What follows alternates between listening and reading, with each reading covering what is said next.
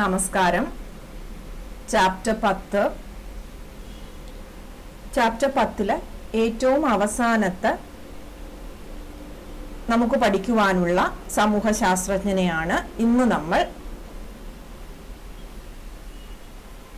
മനസ്സിലാക്കാൻ പോകുന്നത്. എം.എൻ. ശ്രീനിവാസൻ എന്ന ചുരുക്കപ്പേരിൽ അറിയപ്പെടുന്ന മൈസൂർ നരസിംഹാചാർ ശ്രീനിവാസ് എന്ന സ്വതന്ത്ര ഇന്ത്യയിലെ ഏറ്റവും പ്രമുഖനായ ഒരു സോഷ്യോളജിസ്റ്റിനെ കുറിച്ചാണ് ഇന്നത്തെ നമ്മുടെ ക്ലാസ്. അദ്ദേഹത്തിന്റെ ജനനം മൈസൂറിലാണ്.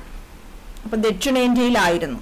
സ്വതന്ത്ര ഇന്ത്യയിൽ എന്ന് പറയുമ്പോൾ തന്നെ ഒന്നും കൂടെ നമ്മൾ അടിവരയിട്ട് ശ്രദ്ധിക്കേണ്ടതാണ്, അദ്ദേഹം ദക്ഷിണേന്ത്യയിലെ ഒരു പ്രമുഖനായ സോഷ്യോളജിസ്റ്റ് ആയിരുന്നു. അദ്ദേഹം ഒരു ബ്രാഹ്മൺ കുടുംബത്തിൽ ജനിക്കുന്നു. Born in an Iyengar Brahmin family in Mysore. 1916 ജനനം. 1999 നവംബർ 30 മരണം സംഭവിക്കുന്നു. അപ്പോൾ തന്നെ നമുക്ക് ആ കാലയളവ് നോക്കുമ്പോൾ അറിയാം, അദ്ദേഹം പഠിച്ച് അദ്ദേഹത്തിന്റെ യൗവന കാലഘട്ടം എന്ന് പറയുന്നത് നമുക്ക് സ്വാതന്ത്ര്യം കിട്ടിയ ഇന്ത്യയിലാണ്. അദ്ദേഹത്തിന്റെ യൗവനകാലം ആ സമയത്താണ് അദ്ദേഹത്തിന്റെ യൗവനകാലം എന്ന് പറയുന്നത്.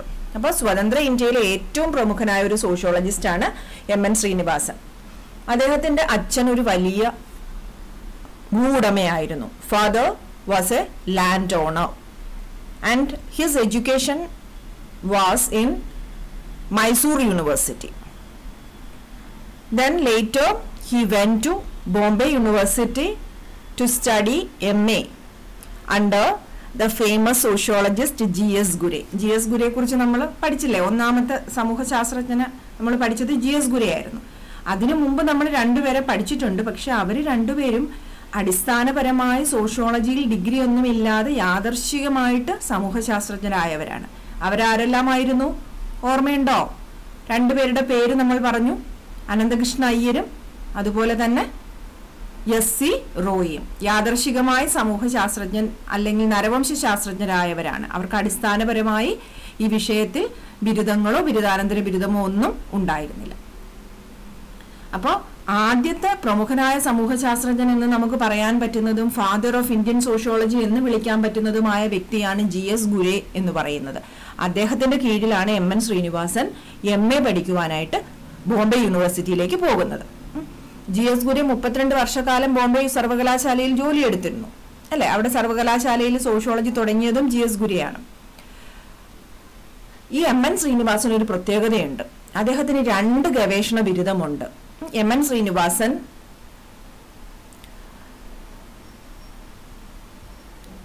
submitted his PhD thesis under the guidance of G.S. Ghurye at Bombay University. Bombay യൂണിവേഴ്സിറ്റിയിലാണ് അദ്ദേഹത്തിന്റെ PhD സമർപ്പിക്കുന്നത്. ആദ്യത്തെ PhD. അദ്ദേഹത്തിന് 2 ഗവേഷണ ബിരുദം ഉണ്ട്. ഒന്ന് ബോംബെ സർവകലാശാലയിൽ G.S. Ghuryeയുടെ കീഴിലും രണ്ടാമത്തേത് ഓക്സ്ഫോർഡ് സർവകലാശാലയിലുമായിരുന്നു. ഇനി ഓക്സ്ഫോർഡ് സർവകലാശാലയിൽ അദ്ദേഹത്തിന് ഗുരുക്കന്മാരായി കിട്ടിയിരുന്നത് അന്നത്തെ പ്രമുഖരായിട്ടുള്ള സമൂഹശാസ്ത്രജ്ഞരായ റാഡ്ക്ലിഫ് ബ്രൗണും ഇവാൻസ് പ്രിച്ചാർഡുമാണ്. റാഡ്ക്ലിഫ് ബ്രൗണും ഇവാൻസ് പ്രിച്ചാർഡും ആയിരുന്നു. അവരുടെ രണ്ടുപേരുടെയും കീഴിൽ അദ്ദേഹം ഓക്സ്ഫോർഡ് യൂണിവേഴ്സിറ്റിയിൽ PhD എടുക്കുന്നു. ഇന്ത്യയിൽ ബോംബെ സർവകലാശാലയിൽ G.S. Ghuryeയുടെ കീഴിലും അദ്ദേഹം PhD ബിരുദം നേടുന്നു. അപ്പൊ അതുകൊണ്ട് തന്നെ G.S. Ghuryeയുടെ ശിഷ്യനാണ്. Then after his PhD from this Oxford University, he left Oxford and he returns to India. ഇന്ത്യയിലേക്ക് വരുന്നു. And there he appointed as a lecturer where at Oxford University. There he was appointed as a lecturer in Indian sociology. Indian sociology പഠിപ്പിക്കുവാൻ Oxford യൂണിവേഴ്സിറ്റിയിൽ ഒരു lecturer ആയിട്ട് അദ്ദേഹം ജോലി ചെയ്തിട്ടുണ്ടായിരുന്നു. Then he leaves that job and returns to India. Then ശേഷം അദ്ദേഹം Delhi school of economics എന്ന് പറയുന്ന സ്ഥാപനത്തിൽ, ഡൽഹിയിലുള്ള ഒരു സാമ്പത്തിക ശാസ്ത്ര പഠന കേന്ദ്രമാണ് ഡൽഹി സ്കൂൾ ഓഫ് എക്കണോമിക്സ്. അവിടെ അദ്ദേഹം സോഷ്യോളജി വകുപ്പ് സ്ഥാപിക്കുവാനായിട്ട് പ്രവർത്തിക്കുന്നു. That was in 1959. He reached Delhi, and in Delhi School of Economics, he started to set up a sociology department in Delhi School of Economics during 1959. Then he came back to his place, that is in Karnataka. There he established Institute of Social and Economic Change. ഇപ്പോൾ നിലവിൽ സോഷ്യോളജിയിൽ ഗവേഷണം നടത്തുവാനൊക്കെ പറ്റിയ ഒരു വളരെ national international ഫെയിമുള്ള ഒരു സ്ഥാപനമാണ് institute of social and economic change എന്ന് പറയുന്നത്.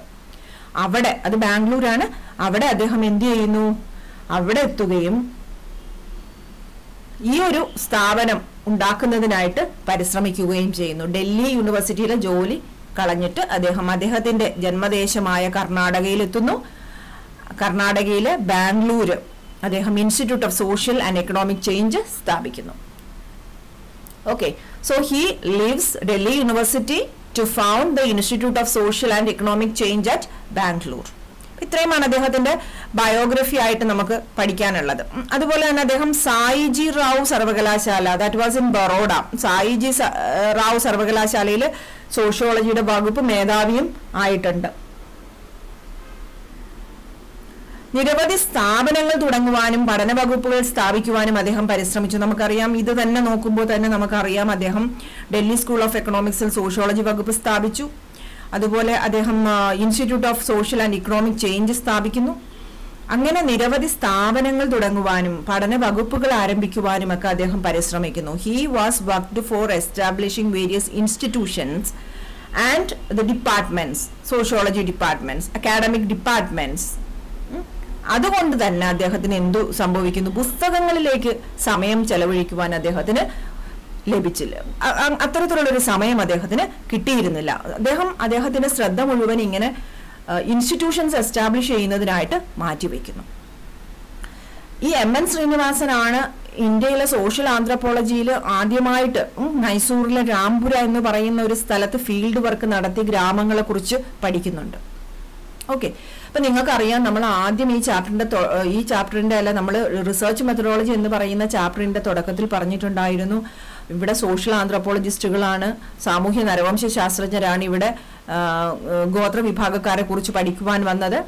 ഗ്രാമങ്ങളെ കുറിച്ച് പഠിക്കുവാൻ വേണ്ടി സോഷ്യോളജിസ്റ്റുകൾ മുന്നോട്ട് വരികയും അങ്ങനെ ഗ്രാമങ്ങൾ ഇന്ത്യയുടെ ഒരു പ്രധാനപ്പെട്ട എലിമെന്റ് ആണെന്ന് അവർ തിരിച്ചറിയുകയും ഗ്രാമപഠനങ്ങൾ സോഷ്യോളജിയിലേക്ക് വരികയും ഒക്കെ ചെയ്യുന്നത്.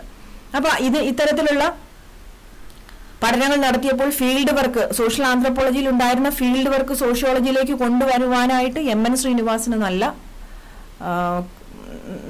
ശ്രീനിവാസന്റേതായിട്ടുള്ള ഒരുപാട് കോൺട്രിബ്യൂഷൻസ് ഉണ്ടായിട്ടുണ്ട്.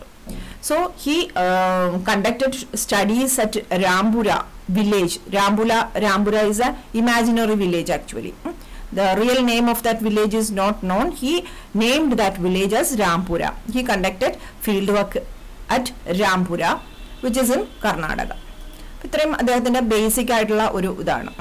അദ്ദേഹത്തിന്റെ MA പ്രബന്ധത്തിന്റെ പേര് marriage and family among Coorgs. Coorg എന്ന് പറയുന്നതും കർണാടകയിലുള്ള ഒരു വിഭാഗം ആളുകളാണ്, ഒരു ഡോമിനന്റ് കാസ്റ്റ് ആണ് കൂർഗുകൾ എന്ന് പറയുന്നത്. MA അദ്ദേഹം GS ഗുരയുടെ കീഴിലായിരുന്നു. ആ MA-ക്ക് അദ്ദേഹം പഠിച്ച് സമർപ്പിച്ച പ്രബന്ധമാണ് മാരേജ് ആൻഡ് ഫാമിലി എമംഗ് കൂർഗ്സ് എന്ന് പറയുന്നത്. ഓക്സ്ഫോർഡിൽ അദ്ദേഹം റാഡ്ക്ലിഫ് ബ്രൗണിന്റെയും ഇവാൻസ് പ്രിച്ചാർഡിന്റെയും കീഴിലായിരുന്നു പഠിച്ചിരുന്നത്. He studied at Oxford university under the guidance of Radcliffe Brown and Evans Pritchard. അപ്പൊ ഇത്രയും ഒരു മാർക്കിന് എഴുതിയിരിക്കുന്നതൊക്കെ ഒരു മാർക്കിന് ചോദിക്കുവാൻ സാധ്യതയുണ്ട്. ഇനി അദ്ദേഹം എഴുതിയിട്ടുള്ള പ്രസിദ്ധമായിട്ടുള്ള പുസ്തകങ്ങൾ ഏതെല്ലാം എന്ന് നമുക്ക് നോക്കാം. Let us examine the various books written by MN Srinivasan. First one is ഇന്ത്യയിലെ സാമൂഹ്യ മാറ്റം, സോഷ്യൽ ചേഞ്ച് ഇൻ ഇന്ത്യ എന്ന പുസ്തകം അദ്ദേഹത്തിൻ്റെതാണ്. Social change in India. 2 marriage and family among Coorgs. Marriage and family among Coorgs, religion and society among Coorgs in south India. ഇങ്ങനെ പ്രധാനമായും 3 പുസ്തകങ്ങൾ അദ്ദേഹം എഴുതിയിട്ടുണ്ട്. നിരവധി പുസ്തകങ്ങളുണ്ട്. പക്ഷെ അദ്ദേഹത്തിന് പുസ്തകങ്ങൾ എഴുതുന്നതിനെക്കാട്ടിയും കൂടുതൽ താല്പര്യം സ്ഥാപനങ്ങൾ എസ്റ്റാബ്ലിഷ് ചെയ്യുന്നതിനായിരുന്നു. അപ്പൊ അതിന്റെ ഫലമായിട്ട് അദ്ദേഹം നിരവധി സ്ഥാപനങ്ങൾ തുടങ്ങുവാനായിട്ട് പരിശ്രമിക്കുന്നു, പഠന വകുപ്പുകൾ സ്ഥാപിക്കുകയും ഒക്കെ ചെയ്യുന്നുണ്ട്. അപ്പോൾ these are the books written by M.N. Srinivasan. Social change in India, The marriage and family among Kurgs, religion and society among Kurgs in South India. കൂർഗുകൾ എന്ന് നമ്മൾ മലയാളത്തിൽ പറയും. ഇനി നമുക്ക് അദ്ദേഹത്തിന് ഇഷ്ടപ്പെട്ട മേഖലകൾ ഏതെല്ലാമെന്ന് നമുക്ക് നോക്കാം. അദ്ദേഹത്തിന് caste, modernisation, then social change, rural society, rural sociology, ഇവയൊക്കെയായിരുന്നു അദ്ദേഹത്തിന് പ്രധാനമായിട്ട് ഇഷ്ടപ്പെട്ട മേഖലകൾ എന്ന് പറയുന്നത്. ഇപ്പൊ ജാതി, ആധുനികവൽക്കരണം, സാമൂഹ്യ മാറ്റത്തിന്റെ മറ്റു പ്രക്രിയകൾ, ഗ്രാമസമൂഹം എന്നിവയൊക്കെയായിരുന്നു അദ്ദേഹത്തിന് ഇഷ്ടപ്പെട്ട മേഖലകൾ. ഈ മേഖലകളിലൊക്കെയാണ് അദ്ദേഹം എഴുതുവാനും പഠിക്കുവാനും കാര്യങ്ങൾ മനസ്സിലാക്കുവാനും ഒക്കെ ശ്രമിച്ചിരുന്നത്. ഇനി ഇദ്ദേഹത്തിന് ഒരു പ്രത്യേകത ഉണ്ടായിരുന്നു. ഇദ്ദേഹത്തിന് ദേശീയ അന്തർദേശീയ ബന്ധങ്ങൾ ഉണ്ടായിരുന്നു. He studied at Oxford university. So അദ്ദേഹത്തിന് ദേശീയ അന്തർദേശീയ നാഷണൽ ഇന്റർനാഷണൽ റിലേഷൻസ് ഈ M.N. ശ്രീനിവാസന് ഉണ്ടായിരുന്നു. ബ്രിട്ടീഷ് സാമൂഹിക നരവംശ ശാസ്ത്രജ്ഞർ, അമേരിക്കൻ നരവംശ ശാസ്ത്രജ്ഞർ എന്നിവരുമായി എല്ലാം ഇദ്ദേഹത്തിന് ബന്ധമുണ്ടായിരുന്നു. ബ്രിട്ടീഷ് സോഷ്യൽ ആന്ത്രപ്പോളജിസ്റ്റുകളുമായിട്ടും അമേരിക്കൻ ആന്ത്രപ്പോളജിസ്റ്റുകളുമായിട്ടുമൊക്കെ അദ്ദേഹത്തിന് ക്ലോസ് റിലേഷൻഷിപ്പ് ഉണ്ടായിരുന്നു. He had close relationship with British social anthropologist as well as American anthropologist. And he was having national as well as international relations with many eminent personalities. ദേശീയ അന്തർദേശീയ ബന്ധങ്ങൾ അദ്ദേഹത്തിനുണ്ടായിരുന്നു. British സാമൂഹിക നരവംശ ശാസ്ത്രജ്ഞര്, American നരവംശ ശാസ്ത്രജ്ഞർ എന്നിവരുമായെല്ലാം അദ്ദേഹത്തിന് ബന്ധങ്ങൾ ഉണ്ടായിരുന്നു. അപ്പൊ നമ്മളിവിടെ കുറേ 1 മാർക്കിന്റെ കാര്യങ്ങൾ പഠിച്ചു, അദ്ദേഹത്തിന്റെ പുസ്തകങ്ങൾ പഠിച്ചു, അദ്ദേഹത്തിന് ഇഷ്ടപ്പെട്ട മേഖലകൾ പഠിച്ചു, അദ്ദേഹത്തിന് ദേശീയ അന്തർദേശീയ ബന്ധങ്ങൾ ഉണ്ടായിരുന്നു എന്ന് മനസ്സിലാക്കി. ഇനി ലോക നരവംശ ശാസ്ത്രത്തിന്റെ ശക്തി കേന്ദ്രം എന്ന് അറിയപ്പെടുന്നത് ചിക്കാഗോ യൂണിവേഴ്സിറ്റിയാണ്. വേൾഡ് ആന്ത്രപ്പോളജിയുടെ സ്ട്രെങ്ത് എന്ന് പറയുന്ന ഒരു സ്ഥലമാണ് ചിക്കാഗോ യൂണിവേഴ്സിറ്റി. അപ്പൊ അവിടെയൊക്കെ അദ്ദേഹത്തിന് ചിക്കാഗോ യൂണിവേഴ്സിറ്റിയിലൊക്കെ അദ്ദേഹം പ്രസംഗിക്കാനായിട്ടൊക്കെ പോയിട്ടുണ്ട്. And even he had close relationship with Chicago University, and this Chicago University was a powerful center of world anthropology.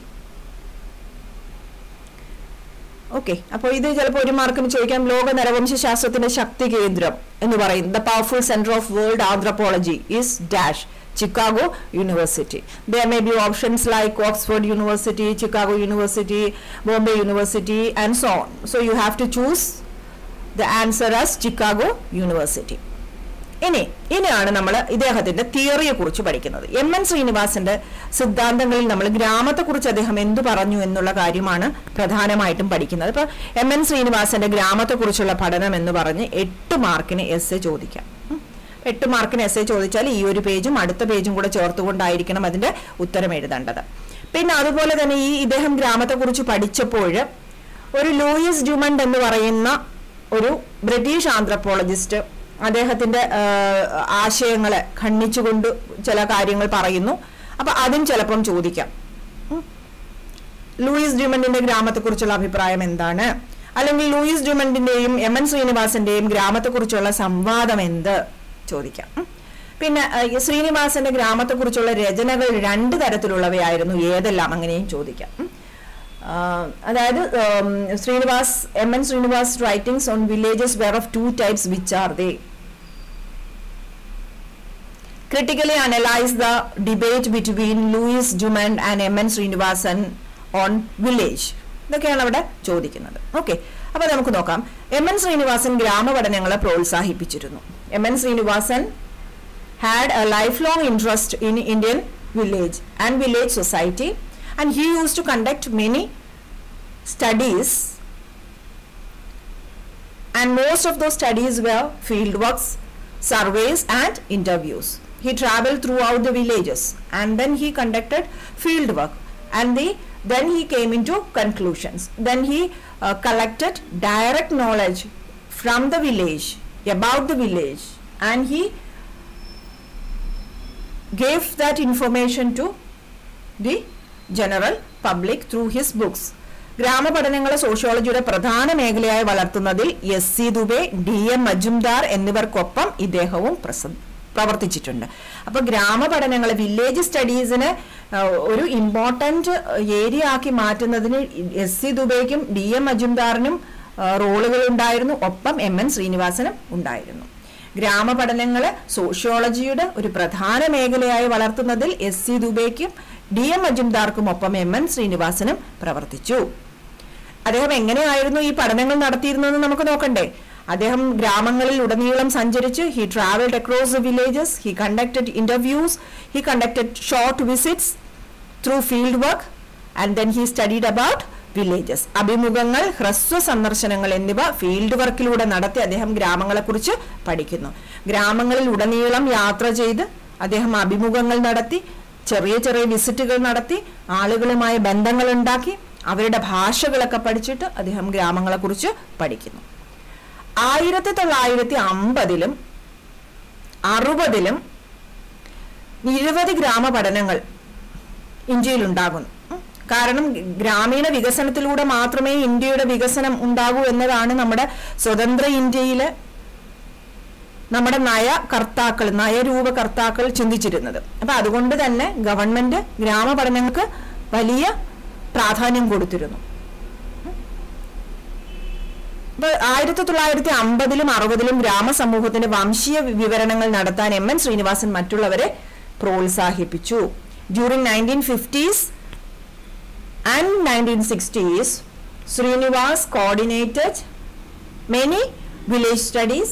He encouraged people to give detailed ethnographic accounts of village. ഗ്രാമങ്ങളുടെ വംശീയപരമായ വിവരണങ്ങൾ, എങ്ങനെ ഗ്രാമം ഉണ്ടായി, അവരുടെ സംസ്കാരം തുടങ്ങിയിട്ടുള്ള കാര്യങ്ങളാണ് വംശീയ വിവരണങ്ങൾ എന്ന് പറയുന്നത്. അപ്പൊ ഇത്തരത്തിലുള്ള വംശീയ വിവരണങ്ങൾ നൽകുവാനായിട്ട് അദ്ദേഹം മറ്റുള്ളവരെ പ്രോത്സാഹിപ്പിക്കുന്നു. ശ്രീനിവാസന്റെ ഗ്രാമത്തെക്കുറിച്ചുള്ള രചനകൾ 2 തരത്തിലുള്ളവയാണ്. Srinivas writings on villages were of 2 types. Which are they? ചെറിയ മാർക്കിനൊക്കെ ചോദിക്കാം. ഗ്രാമങ്ങളിലെ ഫീൽഡ് വർക്കിന്റെ വംശീയ ശാസ്ത്രപരമായ വിവരണങ്ങളും ചർച്ചകളുമാണ് അദ്ദേഹത്തിന്റെ രചനകളുടെ ഒരു രീതി എന്ന് പറയുന്നത്. അദ്ദേഹം ഫീൽഡ് വർക്ക് നടത്തി വംശീയ ശാസ്ത്രപരമായ വിവരണങ്ങളും അതുപോലെ തന്നെ ചർച്ചകളും നടത്തുന്നു. That is എത്നോഗ്രഫിക് accounts or discussions of field work in villages. അവിടെ നടന്നു, ഫീൽഡ് വർക്ക് നടത്തി കളക്ട് ചെയ്യുന്നു. വംശീയ ശാസ്ത്രപരമായ വിവരണം എന്ന് പറയുമ്പോൾ ഒരുപാട് ആളുകളെടുത്ത് ചോദിച്ച് ഒരു വിഭാഗത്തിന്റെ പാരമ്പര്യവും കാര്യങ്ങളും ഒക്കെ മനസ്സിലാക്കുന്ന പഠനമാണ് വംശീയ ശാസ്ത്രപരമായ വിവരണം. അതിനായിട്ട് അദ്ദേഹം നിരവധി ചർച്ചകൾ പ്രായമായവരുടെ ഒപ്പവും പല ആളുകളുടെ ഒപ്പവും ചർച്ചകളും ഒക്കെ നടത്തുന്നു. അപ്പൊ അത് അദ്ദേഹത്തിന്റെ രചനകൾ, ഗ്രാമങ്ങളെ കുറിച്ചുള്ള രചനകളുടെ ഒരു തരമാണ്. വംശീയ ശാസ്ത്രപരമായ വിവരണങ്ങളും ചർച്ചകളും. Ethnographic accounts or discussions of field work. Second one is historical and conceptual discussions about Indian village.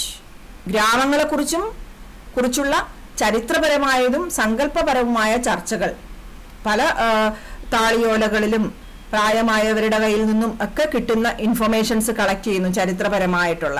അതുപോലെ ഗ്രാമത്തെക്കുറിച്ചുള്ള സങ്കല്പങ്ങളെക്കുറിച്ചൊക്കെ മനസ്സിലാക്കുന്നു. അതിനായിട്ട് അദ്ദേഹം പ്രധാനമായും ചർച്ചകളെ ആശ്രയിച്ചിരുന്നു. അറിവുള്ളവരുമായിട്ട് അദ്ദേഹം ചർച്ച നടത്തുന്നു. ഫീൽഡ് വർക്കിലൂടെ അദ്ദേഹം ചർച്ചകൾ നടത്തുന്നു. അപ്പൊ ഇത്തരത്തിൽ 2 തരത്തിലുള്ള പഠനങ്ങളായിരുന്നു M.N. ശ്രീനിവാസൻ ഗ്രാമങ്ങളെക്കുറിച്ച് നടത്തിയിട്ടുള്ളത്. ഒന്ന്, വംശീയ ശാസ്ത്രപരമായ വിവരണങ്ങളും ചർച്ചകളും. 2, ഗ്രാമങ്ങളെക്കുറിച്ചുള്ള ചരിത്രപരമായതും സങ്കല്പപരവുമായ ചർച്ചകൾ. എത്നോഗ്രഫിക് accounts or discussions of field work in villages. Second one is historical and conceptual discussions about Indian villages. അപ്പൊ ഇത് ചിലപ്പോൾ ചെറിയ മാർക്കിന് ചോദിക്കാം കേട്ടോ. ശ്രീനിവാസന്റെ ഗ്രാമത്തെക്കുറിച്ചുള്ള രചനകൾ 2 തരം ഏതെല്ലാം? ഇനി ശ്രീനിവാസ് ലൂയിസ് ഡ്യുമണ്ട് എന്ന സാമൂഹിക നരവംശ ശാസ്ത്രജ്ഞനുമായി ഒരു സംവാദം നടത്തുന്നു. ലൂയിസ് ഡ്യുമണ്ട് ഈ നമ്മുടെ പണ്ട് എന്നുള്ളതിന്റെ ഉണ്ടായും എഴുതാം, ഇംഗ്ലീഷിലെ ആ ഒരു DUMONT എന്നാണ്. അത് വെച്ചിട്ട് ചില പുസ്തകങ്ങളിൽ പണ്ട് രണ്ടായും വരുന്നുണ്ട്, ചിലതിൽ ഇങ്ങനെയും വരുന്നുണ്ട്.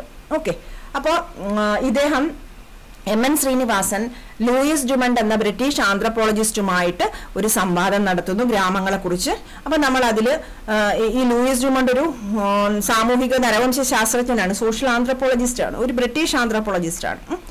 അദ്ദേഹം ഗ്രാമങ്ങളെ കുറിച്ച് എന്ത് പറഞ്ഞു എന്ന് നമുക്ക് നോക്കാം. ഗ്രാമങ്ങളെ കുറിച്ച് ലൂയിസ് എന്താണ് പറഞ്ഞത് എന്ന് നമുക്ക് നോക്കാം. ഇവിടെ നമ്മൾ ഇച്ചിരി ഇൻകംപ്ലീറ്റ് ആയിട്ട് കിടക്കുന്നു. ഗ്രാമങ്ങളെ കുറിച്ച് ലൂയിസിന്റെ അഭിപ്രായം. ലൂയിസ് പറയുന്നത് ജാതിയാണ് ഗ്രാമത്തെക്കാൾ പ്രധാനം എന്നാണ്.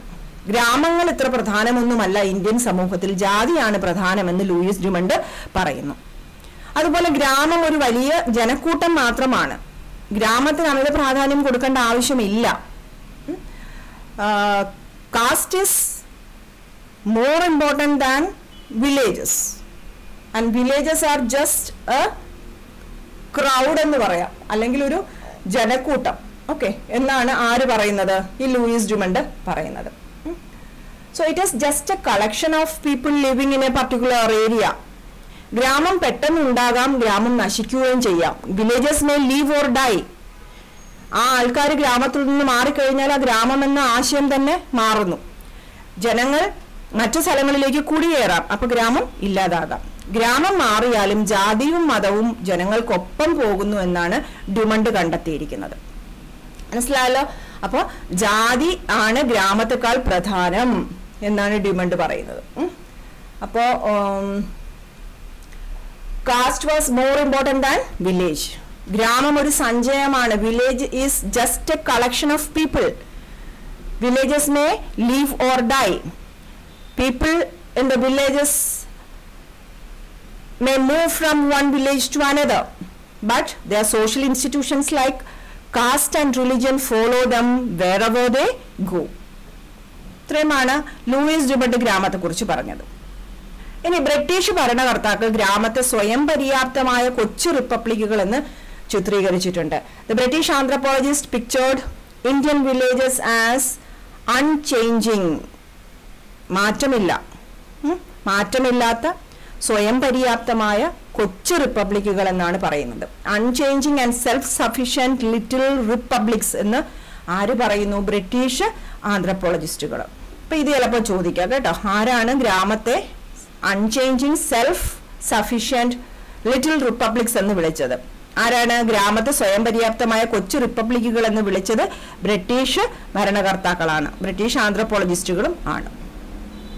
അപ്പൊ ഡ്യുമണ്ട് എന്താണ് ഗ്രാമത്തെ കുറിച്ച് പറഞ്ഞതെന്ന് നമ്മൾ മനസ്സിലാക്കി കഴിഞ്ഞു. ഇനി നമ്മൾ ശ്രീനിവാസൻ ഗ്രാമത്തെ കുറിച്ച് എന്ത് പറഞ്ഞു എന്ന് നോക്കാം. നമ്മുടെ ക്വസ്റ്റ്യൻ ഡ്യുമണ്ടിന്റെയും ശ്രീനിവാസന്റെയും സംവാദമാണ്. So the debate between Louis Dumont and Srinivas. നമ്മൾ ഡ്യുമണ്ട് എന്ത് പറഞ്ഞു കഴിഞ്ഞു. അടുത്തത് ശ്രീനിവാസൻ ഗ്രാമത്തെ കുറിച്ച് എന്ത് പറഞ്ഞു എന്നുള്ളതാണ്. ശ്രീനിവാസൻ പറയുന്നത് ഗ്രാമം വളരെ പ്രധാനമാണ്, ജാതി ഒന്നിനെക്കാട്ടിയും പ്രധാനം ഗ്രാമമാണ്. ഗ്രാമം എന്ന് പറയുന്നത് ഒരു സാമൂഹിക അസ്തിത്വമാണ് എന്ന് പറയുന്നു. Okay, so Srinivas rejected the views of Louis Dumont and he believed that the village was a relevant social entity and it is very important. അതൊരു വലിയ സാമൂഹിക അസ്തിത്വമാണ്, അത് പ്രധാനപ്പെട്ട ഒരു വലിയ ഒരു സത്യമാണ് ഗ്രാമം എന്ന് പറയുന്നത്. ഗ്രാമം ഒരു ഏകോപന ശക്തിയാണ്, ജനങ്ങളുടെ കൂട്ടായ്മയുടെ ഫലമായുള്ള ഒരു വലിയ ശക്തിയാണ് ഗ്രാമം എന്ന് പറയുന്നത്. Srinivas argued that villages had served as a unifying force. ഗ്രാമങ്ങളിൽ ഐക്യത്തിന് പ്രാധാന്യമുണ്ട്. ആൻഡ് ഗ്രാമങ്ങളിൽ മാറ്റങ്ങളുണ്ട്. അപ്പുറത്ത് പറഞ്ഞു villages are unchanging. British anthropologist പറഞ്ഞത് വില്ലേജസ് ആർ അൺചേഞ്ചിങ് എന്നാണ്.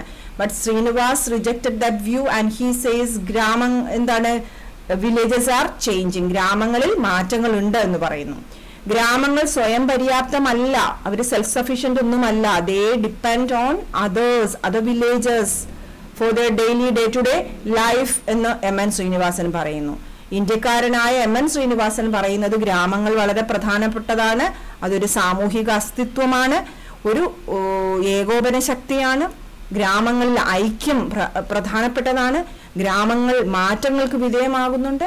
ഗ്രാമങ്ങൾ ഒരിക്കലും സ്വയം പര്യാപ്തമല്ല, അവർ മറ്റുള്ളവരെ ആശ്രയിക്കുന്നു എന്നാണ് ശ്രീനിവാസൻ പറയുന്നത്. അപ്പൊ ഇത് വളരെ പ്രധാനമാണ് കേട്ടോ. ഈ ഡ്യുമണ്ട് എന്ത് പറഞ്ഞു, അതുപോലെ ശ്രീനിവാസൻ എന്ത് പറഞ്ഞു.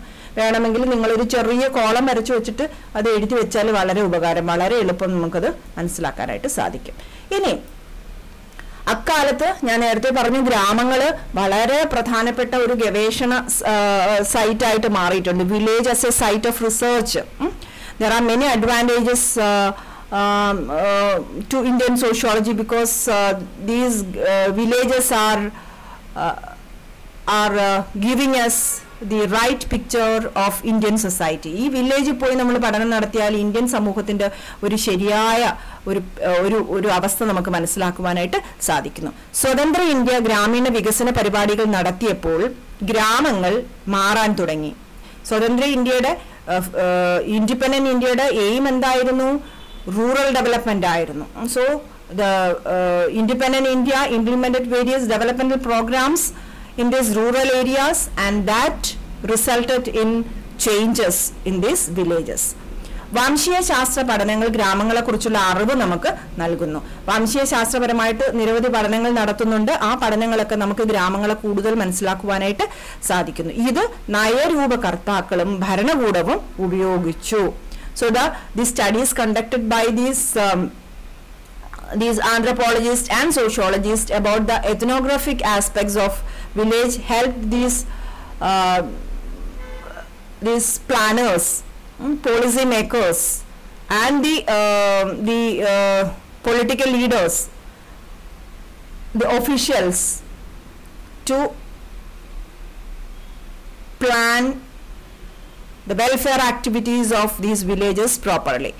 ഇന്ത്യൻ ഗ്രാമങ്ങളെ പഠിക്കുക വഴി സോഷ്യോളജി പ്രാകൃത ജനതയുടെ പഠനമല്ലെന്നും ആധുനികവൽക്കരിക്കപ്പെട്ട മനുഷ്യനെ കുറിച്ച് പഠിക്കുവാനും ഉപയോഗിക്കാമെന്നും തെളിഞ്ഞു. അപ്പൊ ഇന്ത്യയിൽ ആദ്യകാലത്ത് നമുക്കറിയാം ഈ ആന്ത്രപ്പോളജി എന്ന് പറയുന്ന വിഷയം ഇവിടേക്ക് വരികയും ആ ഒരു വിഷയത്തിന്റെ ഒരു ഉത്ഭവത്തോടു കൂടിയാണ് സോഷ്യോളജി വരാൻ തുടങ്ങുകയും ഒക്കെ ചെയ്തത്. അപ്പൊ അന്ന് സോഷ്യോളജിക്ക് പഠിക്കുവാനായിട്ട് അധികം മേഖലകളൊന്നും ഇല്ലാതിരുന്നപ്പോൾ പ്രാകൃത ജനതകളെ കുറിച്ച് നമ്മൾ പഠിച്ചിരുന്നു. അപ്പൊ അത് ആ പ്രാകൃത ജനതയുടെ പഠനം മാത്രമല്ല എന്നും ഇന്ത്യൻ ഗ്രാമങ്ങളെ കുറിച്ച് പഠിക്കുക വഴി അതുപോലെ ഇന്ത്യൻ നഗരങ്ങളെ കുറിച്ചും സോഷ്യോളജി പഠിക്കുന്നുണ്ട്. So village studies provided a new identity to the subject sociology and it is not restricted to study the primitive people. പ്രാകൃത ജനതയെ കുറിച്ച് മാത്രമല്ല അത് പഠിക്കുന്നത്. It could also be made relevant to a modernizing society. ഒരു ആധുനികവൽക്കരിക്കപ്പെട്ട മനുഷ്യനെ കുറിച്ച് പഠിക്കുവാൻ, അതായത് ഗ്രാമത്തെ കുറിച്ച് പഠിക്കുവാനും നഗരത്തെ കുറിച്ച് പഠിക്കുവാനും ഇന്ത്യൻ സോഷ്യോളജി നമുക്ക് ഉപയോഗിക്കാൻ പറ്റും എന്നുള്ളത് ഗ്രാമ പഠനങ്ങൾ വഴി നമ്മെ ജനങ്ങളെ മനസ്സിലാക്കിക്കുവാൻ സാധിച്ചിട്ടുണ്ട്. അപ്പൊ ഇത്രയുമാണ് നമ്മുടെ ഈ ഒരു 10ാമത്തെ ചാപ്റ്റർ എന്ന് പറയുന്നത്. അപ്പൊ ഇതിനകത്ത് ഡ്യുമണ്ടിന്റെയും ശ്രീനിവാസന്റെയും ഡിബേറ്റ്, സംവാദമാണ് ഏറ്റവും പ്രധാനമായിട്ടുള്ളത്. പിന്നെ ചെറിയ മാർക്കിന് MN ശ്രീനിവാസന്റെ റൈറ്റിംഗ്സ് 2 തരമാണെന്നുള്ളതൊക്കെ ചെറിയ മാർക്കുകൾക്കും ചോദിക്കാൻ സാധ്യതയുണ്ട്. അപ്പൊ ഇതോടുകൂടി നമ്മുടെ 10ാമത്തെ ചാപ്റ്റർ ഇവിടെ അവസാനിക്കുന്നു. നമ്മൾ 10ാമത്തെ ചാപ്റ്ററിൽ ആദ്യം അനന്തകൃഷ്ണ അയ്യർ, SC റോയ് എന്ന് പറഞ്ഞ 2 യാദൃശികമായി നരവംശ ശാസ്ത്രജ്ഞരായ 2 വ്യക്തികളെ കുറിച്ച് പഠിച്ചു. പിന്നെ നമ്മൾ യഥാർത്ഥ സമൂഹ ശാസ്ത്രജ്ഞരായ GS ഗുരെ, സോഷ്യോളജിയുടെ ഫൗണ്ടിങ് ഫാദർ എന്നറിയപ്പെടുന്ന ബോംബെ യൂണിവേഴ്സിറ്റിയുടെ സ്ഥാപകനായ GS ഗുരയെ കുറിച്ച് പഠിച്ചു. DP മുഖർജിയെ കുറിച്ച് പഠിച്ചു. അദ്ദേഹത്തിന്റെ പാരമ്പര്യവും മാറ്റവും എന്ന ആശയം നമ്മൾ മനസ്സിലാക്കി. പിന്നെ നമ്മൾ ദേശായിയെ കുറിച്ച് പഠിച്ചു. അദ്ദേഹത്തിന്റെ വെൽഫെയർ സ്റ്റേറ്റ് അഥവാ ക്ഷേമരാഷ്ട്രം എന്ന ആശയം മനസ്സിലാക്കി. ഇപ്പോൾ നമ്മൾ MN ശ്രീനിവാസനെ കുറിച്ച് പഠിച്ചു. MN ശ്രീനിവാസന്റെ ഗ്രാമ പഠനങ്ങളാണ്. അദ്ദേഹവും ലൂയിസ് ഡ്യുമണ്ടുമായിട്ടുള്ള സംവാദമാണ് നമ്മൾ പ്രധാനമായിട്ടും ഇവിടെ മനസ്സിലാക്കിയത്. അപ്പോൾ MN ശ്രീനിവാസൻ ഗ്രാമങ്ങളെ കുറിച്ച് എന്തു പറഞ്ഞു എന്നുള്ളത് ആണ് അവിടെ നമ്മൾ പ്രധാനമായിട്ടും മനസ്സിലാക്കിയിട്ടുള്ളത്. അപ്പോൾ ഇത്രയുമാണ്. അതോടുകൂടി 10ാം ചാപ്റ്റർ കഴിഞ്ഞിരിക്കുന്നു. Thank you.